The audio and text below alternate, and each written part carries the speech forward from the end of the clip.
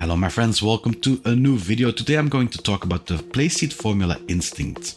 I already reviewed the Formula Pro of Playseat a while back and I was not that impressed with it. Especially the bar in the middle was something of a thorn in my eye together with the very high price. Now with the Formula Instinct they tackled those two issues. So this one, it doesn't have a bar in the middle and it doesn't cost around €1,000. Design is always subjective, but when I look at the Formula Instinct, I really like what I see. The difference in color, so the white and the black, but also the decals that they have on it for F1. You have it on the little wings in the front, and the seating area at the back is also very, very nicely done. So yeah, I think that it really looks good as a Formula One seat, and it is unmistakably a Formula One seat. So when it comes to the pedals, well, there is of course the ability to tilt them upwards. You can have them flat or at 90 degrees. Of course, it is a bit overkill, the inclination that they have for the Instinct. But nonetheless, I think you can get a very fine Formula One position for your pedals. You can slide them a bit closer or further. So there is like two brackets that they included here with 3 positions in it. And you can turn around the brackets also, so 6 positions in total that you can put the length of the pedals from your seating position. What I do find a bit less for the pedal position is that you cannot put them higher. They say on the website of Playseat that is the official Formula One position, but I think that if I look at Lewis Hamilton's video, that his legs are a bit higher. So, and this here, it is a bit too low. Of course, when they would put the pedals a bit higher, then this would come into play and it would not be very comfortable to be in it. So I would say that, yeah, it's as good as it gets with the configuration that they have here for Formula One. The beams here holding the wheelbase holder are very special when it comes to configuration. So you have them attached to the frame with a sort of clamp that they first used in the Challenge X Logitech edition. This means that it is on the fly configurable, but it is a bit of a weird configuration because, well, it tilts the entire structure. It tilts like this or it tilts like this. So it's not, it brings the wheelbase holder down and away or closer and down. So it's not that you can move it just like this. That's a bit weird. Of course, you have the wheelbase holder itself, which can also tilt down to compensate for the movement that you make on the beams here. A last thing for configuration would be the seating area. So it is attached to these beams and it can slide all the way back, and you have like 35 centimeters that you can go back for the seat, which gives you ample leg length for the pedals. Playseat says that it is that you can use these seats from 120 centimeter up to 210 centimeter, but I don't think this is entirely true because I configured it for my length 173 centimeters and I needed to invert the clamps of the wheelbase holder and almost put the chair completely towards its endpoints here to fit in it. So I would say that more, I would say 165 centimeter is the minimum for these rigs to sit comfortable in and to reach the pedals from your seating position. The seat itself, well, it is also, you can also configure it on the fly, but I have to say that for me, I needed to unloosen all the bolts here to slide it. I reported this to Playseat and they said that it would be better over time if you move them a bit, then it will go better over time. The seat itself cannot be inclined, so it is fixed in this position. The only thing that you can do is like this, but of course you cannot rest like this either. The design, however, can be other things too. So I have been looking at how did they really fix the bar for the wheelbase holder towards the frame. So you have the clamp, but just above the clamp there is like a tube that needs to slide into another, and there is a culprit, because there you really need to fix it well, because otherwise it would wobble. You have other companies that would try to fix it by just drilling a hole between the two tubes and just putting the bolt in it and fix it like that, but that will still cause some flex. But the system that they use with Playseat, it is very different. So you turn in the bolt and it expands the inner tube so that it really is pressed against the side of the outer tube, and it makes it really fixed onto each other. So this design, it's very innovative, and these are the things that I really like about Playseat, that they do stuff like that. If I look at the competition, they always keep it very simple. Simple is good, no problem with that, but that also makes it very ordinary, and here with this, it not only it is thought through well, but it works well also. The same with the clamp that they use here. Competition tried to do the same thing with the clamp.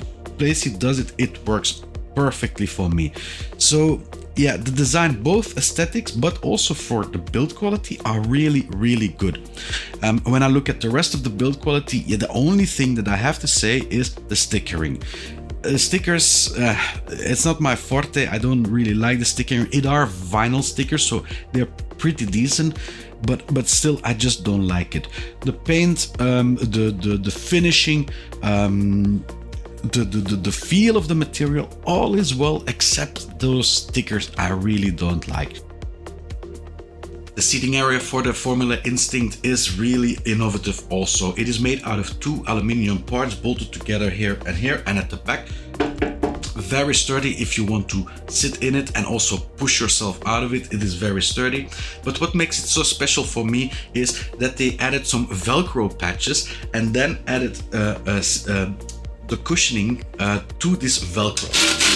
So you see here, you have various of those Velcro patches where you can just put this against, and then you have also some extra cushioning like this that you can place at the spots where you will need to have the support for your shoulders, for the lower back.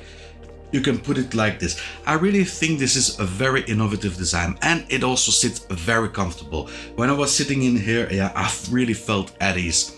The good thing is, if you damage the cushioning itself, that you can just replace it with others, that you don't need to replace the entire seat. I think the seat itself, it will go a long way, way longer than the cushioning will do. So a very nice and innovative design from Playseat. The only thing that I have to say about this is that the position is really low to the ground, so getting in and out can be a bit difficult, so yeah, depending on your age. As with a lot of tubular frames, there is some flex visible on the wheelbase holder when driving it with the power of the Camo C12. The amount of flex is remarkably little if you consider that it is only attached to the base frame with those 2 pillars holding it. Unlike with the Playseat Trophy, there is no extra reinforcement foreseen due to the design of the formula, but despite this, I must say that it really exceeded my expectations when driving it. At no point did the flexing of the wheelbase really bother me, and I hardly even noticed it. It became only noticeable when I crashed the car or moved the steering wheel up and down. I would certainly give a big pass for sturdiness to the Formula Instinct for its performance of the wheelbase holder. Like the wheelbase holder, the pedal base holder also shows a small flexing when in use. When driving again, you really don't notice it at all, and it is only by watching the footage of it that you really see something happening. Again, for 90% of the people out there, this is certainly a pass when it comes to sturdiness of the pedal base holder. The flexing for both the wheelbase and pedals is generated where the black tubes are connected in the middle of the frame. I think that with an extra pair of feet to add some support for your weight on the center, that it can be reduced even more. For features, there are a few things that come with it. You have the attachment material for your hardware, for your steering wheel and your pedals that you get with it. There are also some cable binders with it, pretty decent ones. And the thing that I really want to highlight as a feature for this rig is the weight of it. It is very lightweight. It is a bit more heavier than the Playseat Trophy, but at 23 kilograms, it is still considered a very lightweight.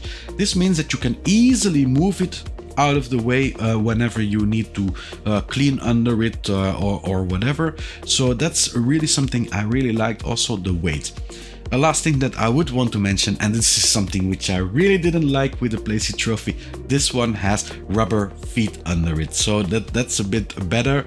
It dampens a bit vibrations that you get through the frame towards the ground. And well, it is generally nicer if you have some feet under the rig. This one has it. When it comes to options, we can be very brief. There are two options that you can choose for the Formula Instinct, and that is a little mat to put it on and a separate display stand where you can hang up your monitor from, and that is it. Of course, because it is a Formula 1 rig, you don't really need a shifter holder or anything, but a beverage holder for me would have been very nice to have too. Availability for Playseat is really big. It is a big player. It uses a lot of dealers in a lot of countries, so Playseat is a very big name and is available over a very big part of the world. If you go look at the price of the Formula Instinct, you will see on the official website that you can buy it for 599 euro. But if you go via dealers, and I already saw one dealer and they offer it for around 500 euro.